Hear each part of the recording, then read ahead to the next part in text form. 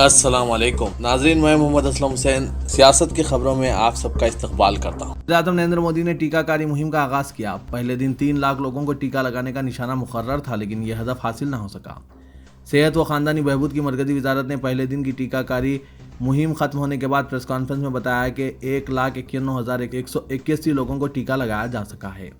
حالانکہ اس سے قبل محکمہ صحت نے شام 5:30 بجے تک 1,65,714 لوگوں کو ٹیکہ لگائے جانے کی اطلاع دی تھی۔ تقریباً 25,500 مزید افراد کو ٹیکہ لگایا گیا۔ علیحدہ اطلاع کے مطابق دہلی میں ہیلتھ ورکرز کو ویکسین لگانے کے بعد زائدہ 51 ورکرز کو معمولی سائیڈ ایفیکٹس کی اطلاع ہے۔ بعض کو آدھے گھنٹے تک انتظار کرانے کے بعد صحت میں بہتری پر ڈسچارج کر دیا گیا ہے۔ دہلی کے آل انڈیا انسٹی ٹیوٹ آف میڈیکل سائنسز نے ڈائریکٹر ڈاکٹر رندیپ گلیریا نے کہا کہ ٹیکہ اندازی کے بعد ہلکا انفیکشن پایا جانا یا ری ایکشن کا اظہار اچھی علامت ہے۔ دہلی میں نگہداشت صحت کے کارکنوں کو کووڈ ٹیکہ دینے کے آغاز میں شرکت کے بعد ڈاکٹر گلیریا نے کہا کہ ٹیکہ حاصل کرنے والوں میں ہلکا انفیکشن ہونے سے ویکسین کا اثر پذیری اور جسم میں اینٹی باڈیز کے پیدا ہونے کا اظہار ہوتا ہے۔ ڈاکٹر گلیریا ملک میں ٹیکہ حاصل کرنے والے تیسرے شخص تھے۔ ریپبلک ٹی وی کے ایڈیٹر ارنب گوسوامی نے ہندوستانی فضائیہ کے بالاکوٹ حملے سے 3 دن پہلے اپنے دوست اور broadcast audience research council کے سابق سربراہ پارتھو داس گپتا سے کہا تھا کہ کچھ بڑا ہونے والا ہے۔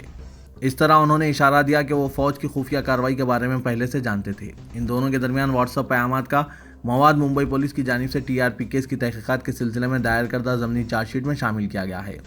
26 فروری 2019 کو ہندوستانی فضائیہ نے پاکستان کے بالاکوٹ میں جیش محمد کے تربیتی کیمپ پر حملہ کیا تھا۔ حکومت نے دعویٰ کیا تھا کہ 14 فروری کے پلوامہ حملے کے جواب میں یہ کارروائی کی گئی۔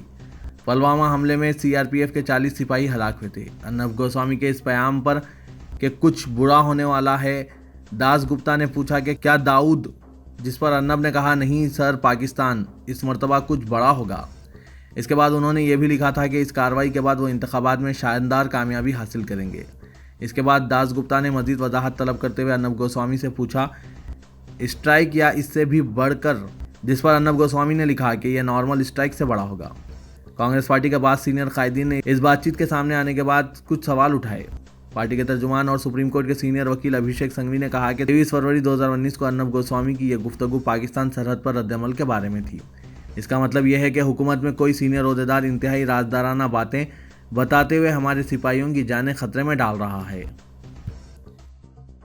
قومی تحقیقاتی ایجنسی NIA نے ایک حیرت انگیز اقدام کے کئی افراد بشمول ایک صحافی اور زرعی قوانین کے خلاف ایجیٹیشن سے وابستہ کسان لیڈرز کو سکھ فار جسٹس تنظیم سے متعلق کیس کے سلسلے میں نوٹس جاری کی ہے۔ NIA کے ایک عہدیدار نے شناخت ظاہر نہ کرنے کی خواہش پر IANS کو بتایا کہ NIA نے کئی افراد کو پوچھ تاچھ کے لیے نوٹسیں جاری کی ہے۔ اس عہدیدار نے بتایا کہ انہیں کیس کی بعض تفصیلات معلوم کرنے کے لیے گواہ کی حیثیت سے طلب کیا گیا ہے۔ NIA نے لوک بھلائی انصاف ویلفیئر سوسائٹی کے صدر بلدیو سنگھ کو بھی سمن جاری کیا، جو نئے زرعی قوانین کے خلاف حکومت کے ساتھ بات چیت میں حصہ لینے والی ایک یونین کے لیڈر ہیں۔ NIA سمن کے مطابق بلدیو سنگھ سے کہا گیا کہ وہ 17 جنوری کو امداد دہشت گردی تحقیقاتی ایجنسی کے جنوبی دہلی میں واقع ہیڈ کوارٹرز میں پیش ہوں۔ پنجابی اداکار دیپ سدھو کو اتوار کو طلب کیا گیا ہے۔ NIA نے اس معاملے میں انکوائری کے سلسلے میں انہیں نئی دہلی میں واقع اپنے صدر دفتر میں پیش ہونے کو کہا ہے، جس پر ان کا کہنا ہے کہ کسانوں کے احتجاج پر حکومت کی جانب سے NIA کے ذریعے ان پر شکنجہ کسا جا رہا ہے۔ بھارتیہ جنتا پارٹی نے سابق مرکزی وزیر سید شاہ نواز حسین کو بہار قانون ساز کونسل کے ضمنی انتخاب کے لیے اپنا امیدوار نامزد کیا ہے۔ BJP کے جنرل سیکریٹری ارون سنگھ نے بتایا کہ پارٹی کی مرکزی الیکشن کمیٹی نے بہار قانون ساز کونسل کے ضمنی انتخاب کے لیے شاہ نواز حسین کو بطور امیدوار تقرری کی منظوری دے دی ہے۔ پارٹی نے اتر پردیش قانون ساز کونسل کے 2 سالہ ضمنی انتخاب میں مزید 6 امیدواروں کا اعلان کیا ہے۔ جموں کشمیر کی سابق چیف منسٹر و صدر PTP محبوبہ مفتی نے کہا کہ مرکزی حکومت نے کشمیریوں کو نشانہ بنانے کے بعد اب قومی تحقیقاتی ایجنسی کسان قائدین کے خلاف استعمال کر رہے ہیں۔ انہوں نے کہا کہ NIA کو حکومت کے ساتھ اختلاف رائے رکھنے والے ہر فرد کے خلاف استعمال میں لایا جاتا ہے۔ محبوبہ مفتی اپنے ٹویٹ میں لکھا کہ NIA نے KTV سے وابستہ صحافی جسویر سنگھ کے نام نوٹس جاری کی ہے، جو ماگھی میلے کو کور کرنے کے لیے پنجاب گئے تھے۔ محبوبہ مفتی نے کہا حکومت ہند اب NIA کو کسان یونین قائدین پر آزما رہی ہے۔ ریاست اتر پردیش کے چیف منسٹر یوگی آدتیہ ناتھ نے عوام کو کووڈ-19 ویکسین سے متعلق پھیلائی جانے والی افواہوں پر چوکس رہنے کا مشورہ دیتے ہوئے کہا کہ عوام ٹیکہ لینے کے لیے اپنی باری کا انتظار کریں۔ لکھنؤ میں اپنی سرکاری رہائش گاہ پر منعقدہ ایک جائزہ اجلاس کے بعد یوگی نے کہا کہ کووڈ-19 کے خلاف جاری جنگ میں کورونا وائرس پر حتمی ضرب کے لیے ٹیکہ کاری کا آغاز انتہائی حوصلہ افزا ہے، لیکن یہ بھی ذہن میں رکھیں کہ وائرس ابھی ختم نہیں ہوا ہے۔ اس لیے ضروری ہے کہ ہر سطح پر کورونا کے تئیں چوکنا رہنا چاہیے۔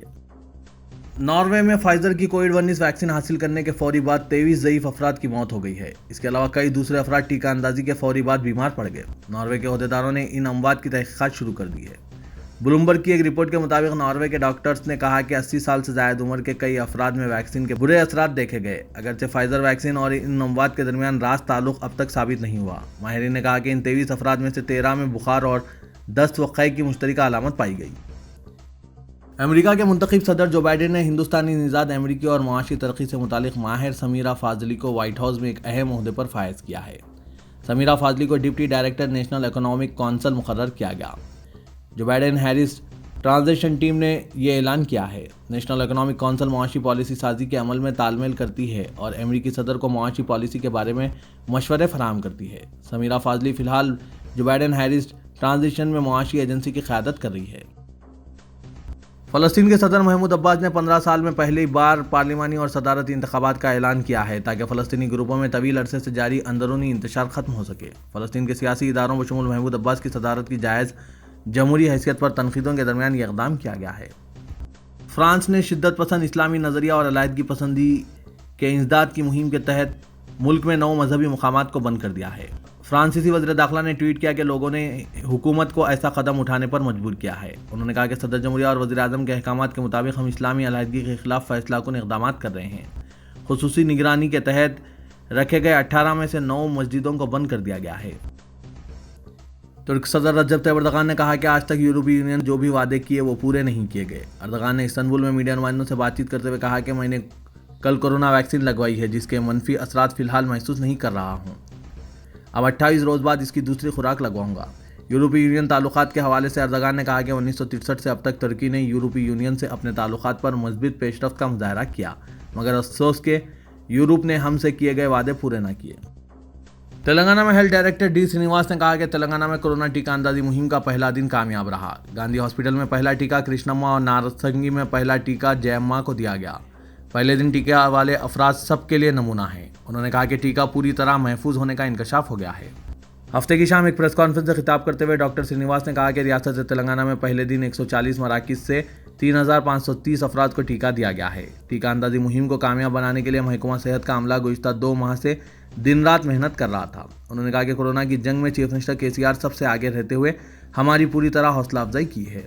ہیلتھ ڈائریکٹر نے اس موقع پر چیف منسٹر اور ٹیکہ روانہ کرنے والی مرکزی حکومت سے اظہار تشکر کیا ہے۔ ریاستی وزیر بلدی نظم و نسق KTR نے شہر حیدرآباد کو کورونا ویکسین کا مرکز قرار دیتے ہوئے کہا کہ حیدرآباد میں کورونا کا ویکسین تیار ہونے پر فخر ہے۔ انہوں نے آج تلک نگر کے UPA سینٹر پر کورونا ٹیکہ اندازی مہم کا جائزہ لیا اور ٹیکہ لینے والوں سے بات چیت کرتے ہوئے ان کی صحت کے بارے میں معلومات حاصل کی اور استفسار کیا کہ کیا وہ کبھی کورونا سے متاثر ہوئے ہیں۔ KTR نے کہا کہ ٹیکہ بالکل محفوظ ہے۔ عوام کو شک و شبہات میں مبتلا ہونے بغیر ٹیکہ لینے کا مشورہ دیا۔ وزیر بلدی نظم و نسق نے کہا کہ عوام میں اعتماد پیدا کرنے کے لیے وہ بھی ٹیکہ لینا چاہتے تھے، تاہم وزیر اعظم نریندر مودی نے پہلے فرنٹ لائن ورکرز کو ٹیکہ دینے کا مشورہ دیا ہے، اس لیے وہ پہلے فرنٹ لائن ورکرز کو ٹیکہ لینے میں تعاون کر رہے ہیں۔ KTR نے کہا کہ ریاست کے 140 مراکز پر آج سے کورونا ٹیکہ اندازی مہم کا آغاز ہو گیا ہے۔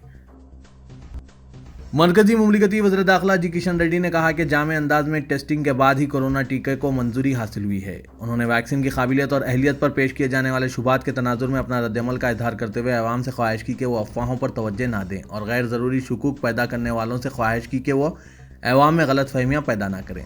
کشن ریڈی نے کہا کہ بیرونی ممالک میں تیار ہونے والے میڈیسن کو ہی بہتر سمجھا جا رہا ہے اور ہمارے سائنسدانوں کے تیار کردہ میڈیسن کو اہمیت نہیں دی جا رہی ہے، جو غلط رجحان ہے۔ اس طرح کے امور پر بات کرنا ہی غلط ہے۔ ملک بھر میں کورونا ویکسین کے استعمال کا آغاز ہو چکا ہے۔ تقریباً 10 ماہ بعد وائرس سے نجات کے لیے ویکسین کے استعمال کی منظوری حاصل ہو چکی ہے اور اس کا باضابطہ آغاز بھی ہو چکا ہے۔ وائرس سے خوف کے عالم میں زندگی بسر کر رہے عوام کو اب ویکسین کا بھی نیا خوف پریشان کر رہا ہے۔ ایک لمبے انتظار کے بعد اب سب کچھ اتنے کم وقت میں مراحل کو تکمیل کر لیا گیا ہے کہ عوام اب اس پر اطمینان کم اور عدم اطمینان زیادہ کرنے لگے ہیں۔ شکوک و شبہات کے اس تجسس بھرے مرحلے سے گزرنے والے عوام کو سوشل میڈیا کے تبصروں نے مزید خوف کا شکار بنا دیا ہے، کیونکہ تیسرے مرحلے کا ٹرائل ابھی مکمل نہیں ہوا بلکہ اس جانب توجہ ہی نہیں دی گئی اور ویکسین کے استعمال کا آغاز کر دیا گیا۔ کورونا وائرس کے خلاف ویکسین سے کیا نسلوں پر اثر پڑے گا، اس کا جواب تو طب سے تعلق رکھنے والے نہیں کہہ رہے ہیں اور وہ عوام کو مطمئن نہیں کر پا رہے ہیں۔ ضعیف العمر افراد کے علاوہ یہ ویکسین نوجوان نسل کے مرد اور خواتین پر اثر انداز ہوگا۔ वैक्सीन के इस्तेमाल से नौजवान नस्ल में जल्द ज़ईफ़ी को पहुंचने के खदशात बहुत ज़्यादा पाए जाते हैं और फिर ज़ईफ़ुल उमर शहरियों के ताल्लुक से तो अंदाज़ा लगाया जा सकता है। नौजवान नस्ल जो वैक्सीन के बाद जल्द ज़ईफ़ हो जाने का अंदेशा है, इस ताल्लुक से काफ़ी तशवीश पाई जा रही है, जो वैक्सीन के ताल्लुक से शहरियों में खौफ व दहशत का सबब बन गई है। पहले मरहले और दूसरे मरहले के ट्रायल के बाद अब तीसरे मरहले का जिक्र भी नहीं किया जा रहा है, जिससे ख़तरा बढ़ गया है और अवाम सोशल मीडिया के तबसरों पर यकीन करने लगे हैं। दूसरी तरफ माहिरीन और डॉक्टर्स का कहना है कि ये एक वैक्सीन है, इससे कोई जानी खतरा नहीं है। अफवाहों के जरिए अवाम को गुमराह किया जा रहा है, जबकि वैक्सीन का इस्तेमाल ज़रूरी है। अफवाहों से बाज रहने की माहिरीन और डॉक्टर्स अवाम से ख्वाहिश कर रहे हैं। तेलंगाना हुकूमत हैदराबाद के कारवान में मौजूदा राजा भगवान दास बाग पवेलियन के मरम्मती काम और इसकी तजदीद करने के सिलसिले में तवज्जो दे रही है। शहर में ये एक वाहिद महल रह गया है जो पूरा लकड़ी से बना हुआ है। इस महल को समझा जाता है कि कुतुब शाही ख़ानदान की एक मलिका के लिए वुमेंस क्वार्टर के तौर पर तामीर किया गया था और पूरा लकड़ी में बना हुआ ये महल कभी 26 एकड़ के बाग के वसत में हुआ करता था। ये इमारत अब हर गुजरते दिन के साथ बोसीदा होती जा रही है। इसकी मरम्मत और तज़य्युन की फौरी ज़रूरत है ताकि इसकी असली हालत को बहाल किया जा सके। महकमा बल्दी नज़्म और शहरी तरक्की के प्रिंसिपल सेक्रेटरी अरविंद कुमार ने बोसीदगी का शिकार इस महल के मरम्मती काम शुरू करने और इसकी तज़य्युन करने की ख्वाहिश का इजहार करते हुए इशारा दिया कि ग्रेटर हैदराबाद म्यूनसिपल कॉरपोरेशन की जानिब से इस प्रोजेक्ट को शुरू किया जा सकता है।